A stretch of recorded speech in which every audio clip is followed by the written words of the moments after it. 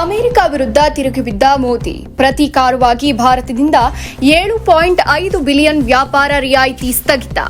ಪ್ರಧಾನಿ ನರೇಂದ್ರ ಮೋದಿ ನೇತೃತ್ವದ ಭಾರತ ಸರ್ಕಾರ ಅಮೆರಿಕ ಸಂಯುಕ್ತ ಸಂಸ್ಥಾನದ ಉಕ್ಕು ಮತ್ತು ಅಲ್ಯೂಮಿನಿಯಂ ಆಮದುಗಳ ಮೇಲೆ 7.5 ಬಿಲಿಯನ್ ಮೌಲ್ಯದ ವ್ಯಾಪಾರ ರಿಯಾಯಿತಿಗಳನ್ನು ಸ್ಥಗಿತಗೊಳಿಸಿದೆ.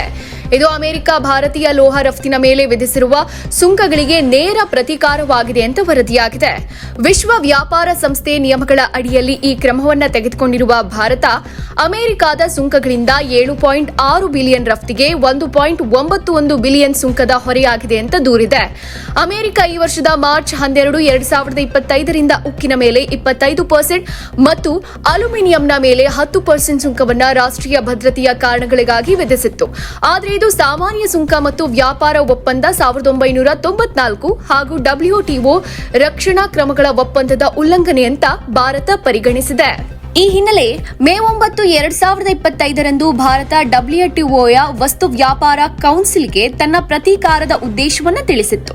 ಇದರ ಜೊತೆಗೆ ಭಾರತ ದ್ವಿಪಕ್ಷೀಯ ಮಾತುಕತೆಗಳ ಮೂಲಕ ಸುಂಕ ರಿಯಾಯಿತಿಗಳನ್ನು ಕೋರಿತ್ತು. ಬಾದಾಮಿ ಮತ್ತು ವಾಲ್ನಟ್ಗಳಂತ ಅಮೆರಿಕದ ಕೃಷಿ ಉತ್ಪನ್ನಗಳ ಮೇಲಿನ ಪ್ರತೀಕಾರದ ಸುಂಕಗಳನ್ನು ಹಿಂತೆಗೆದುಕೊಳ್ಳುವ ಪ್ರಸ್ತಾಪವನ್ನ ಮುಂದಿಟ್ಟಿದೆ.